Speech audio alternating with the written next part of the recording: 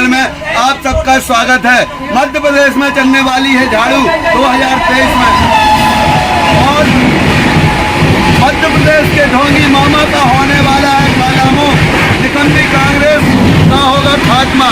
देखिए 2023 में आम आदमी पार्टी जिस प्रकार से चुनाव मैदान में उतर रही है, इसकी रणनीति बनाने के लिए आज कार्यकर्ता सम्मेलन हुआ भोपाल में, जिसमें लाखों की संख्या में कार्यकर्ता आम आदमी पार्टी के पूरे मध्य प्रदेश से भोपाल पहुंचे। हमारे परम आदरणीय भगवत मान जी ने किस प्रकार मोदी जी और इस भ्रष्ट मध्य प्रदेश के जो अपने आप को मामा कहते हैं, उनकी पोल खोली। देखिए हमारा वीडियो। हमें दी और हम पर जिम्मेदारी हमारे कंधों पर दी कि बहुत हो गया, ये दोनों पार्टियां हमें 5-5 साल की बारियां बांधकर लूट रही हैं, हमारा इनसे पीछा छुड़वा दो, आप आगे आओ। 1 साल हुआ है अभी, 1 साल में हमने 26,797 सरकारी नौकरियां दे दी। मैं ये नियुक्ति पत्र देके आपके सामने खड़ा हूं। 1 साल में हमने 1 जुलाई से लेके मार्च में सरकार बनी,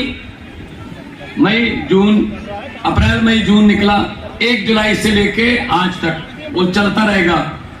हमने बिजली का बिल 0 करने का वादा किया था, आज पंजाब के 87% 87% घरों को बिजली का बिल 0 आता है जी। 1 साल में हमने शुगरफेड की तरफ से कई सालों से किसानों के गन्ने की पेमेंट नहीं हुई थी, 394 करोड़ हमने वापस कर दिया गन्ने के किसान को। 1 साल में हमने मूंगी की दाल तीसरी फसल के तौर पर भिजवाई और 7275 रुपया एमएसपी उस पर दी। अगर किसी की मूंगी की दाल 6500 रुपए पर क्विंटल बिकी, हमने उसका डिफरेंस पे किया 775 के, आपको एमएसपी के बराबर की पेमेंट मिलेगी। हमने 500 मोहल्ला क्लिनिक खोल दिए, 150 के लगभग मोहल्ला क्लिनिक और तैयार हैं। उन 500 मोहल्ला क्लिनिक में अब तक 12 से 15 लाख के बीच लोग आकर वहां से दवाई लेकर ठीक हो चुके हैं। उनको सरकारी अस्पताल में धक्के खाने की जरूरत नहीं रही।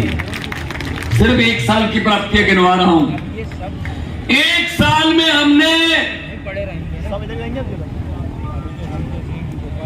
स्कूलों का कायापलट करना शुरू कर दिया। अब स्कूल ऑफ एमिनेंस बनेंगे, प्रिंसिपलों को सिंगापुर जाके ट्रेनिंग दे रहे हैं। 1 साल में हमने करप्शन के अगेंस्ट एक मुहिम चलाई। लोगों को एक फोन नंबर दिया कि आप अगर सरकारी दफ्तर में जाओगे, कोई बाबू पैसे मांगता है, मना मत करना, जेब में हाथ डालकर पैसे मत निकालना, फोन निकाल लेना, उसकी फोटो खींचकर हमको भेज देना, बाकी काम सरकार का है।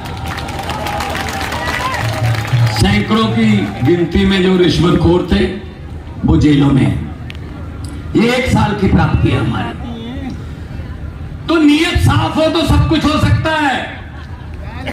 नीयत साफ हो, दुकानदारों के लिए, छोटे व्यापारियों के लिए, मजदूरों के लिए हमने मिनिमम वेजेस मजदूरों का बढ़ाया, जो दिन रात काम करते हैं, जो उसी दिन कमाते हैं उसी दिन खाते हैं। तो हम सच्ची नीयत से काम करने वाले लोग हैं। हम किसी पार्टी से निकाले हुए या किसी पार्टी को छोड़कर आए नहीं। अरविंद केजरीवाल जी ने एंटी करप्शन मूवमेंट से पार्टी निकाली, एंटी करप्शन मूवमेंट से, आंदोलन से निकली हुई पार्टी है। तो मैं फिर कहता हूं, नीयत का फर्क है बस। भगवान ने हमारे देश को बहुत कुछ दिया है, पहाड़ है हमारे पास, मारूथल रेगिस्तान है हमारे पास, कोयला है हमारे यहाँ धरती के नीचे, तेल हमें मिलता है धरती के नीचे से, हर किस्म का मौसम है, हर किस्म के फूल हैं, हर किस्म के दरख्त हैं और लोग बहुत देशभक्त और मेहनती हैं। बस एक चीज की कमी रह गई, सच्ची नीयत वाले नेताओं की कमी रह गई। बस वो अगर पूरी हो जाए तो ये देश दुनिया का नंबर 1 देश बनेगा, पक्का बनेगा। ये तो समझदार हो जाएंगे बच्चे, अगर पढ़ गए, समझदार हो गए तो वोट भी सोच समझ कर पाने लगेंगे। और अगर वोट सोच समझ कर पाने लगे, अगर अपन देश के लोग सोच समझ कर वोट देने लगे तो कांग्रेस और बीजेपी को कोई भी वोट नहीं देगा। ये नफरत के नाम पे, ये नफरत की राजनीति करके वोट लेते हैं भाई साहब। पहले इन्होंने सेटिंग कर रखी थी, अभी देख लो आपके यहां, आपने वोट दिए कांग्रेस को कि चलो ये शिवराज चौहान के जो राज्य उससे पीछा छूटे 15 साल हो गए, तो आपने वोट दिया कांग्रेस को। लेकिन थोड़ी देर बाद सरकार किसकी बन गई? बीजेपी की। इसका मतलब ये हो गया, कांग्रेस को वोट दो चाहे बीजेपी को वोट दो, जिसको ये चाहेंगे सरकार तो उन्हीं की बनेगी, हमारा उसमें कोई लेना देना नहीं होता भाई साहब।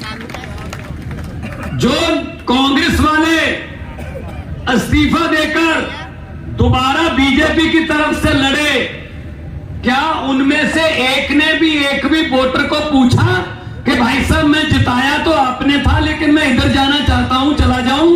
पूछा भाई साहब किसी ने? इसका मतलब वोट लिया, हमारा काम खत्म, उनका काम शुरू। वो आपको बेचने लगते हैं। तो कांग्रेस की हालत ये हो गई कि लोग यकीन करना बंद कर चुके हैं कि कांग्रेस को वोट तो दे देंगे यार, लेकिन इनको सरकार चलानी नहीं आती, इनसे सरकार छीन लेते हैं। मध्य प्रदेश वाली छीन ली, कर्नाटका वाली छीन ली, गोवा वाली छीन ली। और हमारे वाले में, आम आदमी पार्टी के बारे में ये कहते हैं लोग कि चाहे दिल्ली में एलजी तंग कर रहा है, लेकिन सुप्रीम कोर्ट में जाकर कभी धरने लगाकर ये सरकार चला रहे हैं और उनके शेर की मांद में बैठकर जो है वो सरकार चलाई जा रही है और फैसले लिए जा रहे हैं। एलजी को फैसले बदलने पर मजबूर होना पड़ रहा है। तो अगर काम करना है लोगों के लिए तो लोगों से पूछिए, लेकिन नहीं, गरीबों की किताबें और हैं, अमीरों की किताबें और हैं, गरीबों के टीचर और हैं, अमीरों के टीचर और हैं। तो फिर ये फर्क रखते हैं जानबूझकर, ये जानबूझकर फर्क रखते हैं कि इनको तो बस जिंदाबाद मुर्दाबाद पे लगा के रखो, इनको और कुछ नहीं करने देना। तो इन्होंने क्या करा कि जो स्कूल बना रहा है मनीष सिसोदिया है, ये तो फिर बहुत ही गलत कर रहा है, ये तो देश के बच्चों को शिक्षित कर रहा है, चलो उठा के इसको जेल में फेंक दो। अरे अस्पताल कौन बना रहा दिल्ली में? ये तो पैरासीटामोल की दवाई से लेके 50 लाख तक के टेस्ट भी मुफ्त हैं। ये तो लोगों की उम्र बढ़ा रहे हैं 20-20 साल। ये तो जो हमने प्राइवेट हॉस्पिटल वालों से पैसे ले रखे हैं, कभी चुनावी फंड ले रखा है कि हम आपको कस्टमर देंगे क्योंकि सरकारी अस्पताल हम खत्म कर देंगे, वहां कोई जाएगा नहीं, जान बचाने के लिए मजबूरी में आपके हॉस्पिटल में आना पड़ेगा। अरे वो तो हमारे कस्टमर तोड़ रहा है। ये कौन है? पुष्पिंदर जैन है जी, चलो पकड़ के जेल में डाल दो। ये नीति चल रही है, जो काम कर रहा है उसको पकड़ के जेल में डाल दो। अच्छा, जिसने करोड़ों रुपया लोगों से ठग लिया, जिसने नकली शेयर बना लिए, जिसने एलआईसी को आपके तनख्वाह के, आपके पेंशन के पैसे को भी खतरे में डाल दिया, वो मोदी साहब का मित्र है, वो जहाजों में घूम रहा है भाई, उसको कुछ नहीं कहते, उसको कुछ भी नहीं कहते। ये कैसे हो गया? देखो, वो कहते हैं, बड़े साहब कहते रहते हैं अक्सर बड़ी बड़ी सभाओं में कि जब मैं छोटा होता था तो रेल के डिब्बों में चाय बेचता था। जब मैं छोटा होता था तो रेल के डिब्बों में चाय बेचता था, बड़े होकर रेल के डिब्बे बेच दिए, तेल बेच दिया, रेल बेच दिया, आपके वाला भेल बेच दिया, एयरपोर्ट बेच दिए, एलआईसी बेच दी, सब कुछ बेच दिया। थोड़ा सा मीडिया खरीदा, बाकी सब कुछ बेच दिया, बाकी सब बेच दिया। तो ये ऐसे देश चलेगा क्या? जो अच्छा काम करना चाहता है, जो 130 करोड़ लोगों की जिंदगी बदलना चाहता है, तमन्ना रखता है, उसको भी हक है लोकतंत्र में कि वो अपना प्रोग्राम रखे। अगर प्रोग्राम लोगों को अच्छा लगेगा तो वोट मिल जाएंगे, वरना नहीं मिलेंगे, लोकतंत्र है। लेकिन नहीं, वो चाहते हैं हम ही हम। वो एक परिवार नियोजन का नारा है ना, हम दो हमारे दो, ये उसी नारे से चल रही है हमारी सरकार। ये दो और इनके दो, ऊपर वाले दो और नीचे अंबानी और अडानी, ये दो बस, हम दो हमारे दो। तो छोटे व्यापारी कहां क्या करेंगे? राज्यों के हक मारे जा रहे हैं। हमारा रूरल डेवलपमेंट फंड जो मंडियों में और मंडियों को आती हुई सड़कें बनाने में काम आता है, भाई साहब हमारा 9,000 करोड़ रुपया सेंटर दे नहीं रहा, दबा के बैठ गए। हमारा जीएसटी में हिस्सा जो बनता है वो नहीं दे रहे। क्यों भाई? आप राज्यों को ऐसे क्यों कर रहे हो? टैक्स हम इकट्ठा करके देते हैं और अपना ही पैसा लेने के लिए इनकी मिन्नतें करते हैं। ये जीएसटी आधी रात को 12 बजे लागू कर दी, बुला के, सभा बुला के। ये बहुत सारे काम आधी रात को करते हैं। कई तो मुख्यमंत्री भी आधी रात को ओथ लेते हैं, राज्यपाल को जगा लेते हैं, एक बार ओथ दिलवा दे, बाकी देखेंगे कितने काम है, बात सवेरे पूरे कर लेंगे। और कांग्रेस वालों से बात करते हैं, कांग्रेस वाले वैसी सेल पर हैं। कांग्रेस देश में अब चेंज नहीं है, कांग्रेस एक्सचेंज है। कांग्रेस को तो अपने हेड ऑफिस पे, बोर्ड पे लिख देना चाहिए, जहां पर लोगों द्वारा चुने गए विधायक सस्ते रेटों पर बिकते हैं। कहां कितने परसेंट है, समझ आई? बड़े बड़े सीए नहीं समझ पा रहे, बड़े बड़े व्यापारियों को जीएसटी की समझ नहीं आ रही। जीएसटी तो वो है, एक टीचर ने, एक मास्टर जी ने स्कूल में जाके एक बच्चे से सवाल पूछा, खड़ा हो बेटा, एक नीम के दरख्त को, एक नीम के पेड़ को 2 केले लगे, जब आम पके तो खरबूजा हुआ, तो जब खरबूजा बड़ा होकर अंगूर बना, जब वो अंगूरों का गुच्छा नीचे गिरा तो कितने बेर थे? ये जीएसटी है। हम तो अस्पतालों की, बिजली की, इंफ्रास्ट्रक्चर की बात करते हैं और इनके पास पैसा है। ये कहते हैं हम लोगों को पैसा दिखाकर, पैसा देकर खरीद लेते हैं, हम लोगों को वोट डालने के लिए उनको पैसे दे देते हैं। मैं आपको बताना चाहता हूं, ये आपके घर पे भी आएंगे, वोटों के आसपास आएंगे। जब वोट आसपास आ गए ना, 15 दिन 20 दिन रह गए, तब ये आपके घरों पर आएंगे और आपको लालच देने आएंगे, आपको पैसे देने आएंगे। मेरी हाथ जुड़ के मध्य प्रदेश वालों को बेनती है कि जब ये पैसे देने आए, कृपया मना मत करना।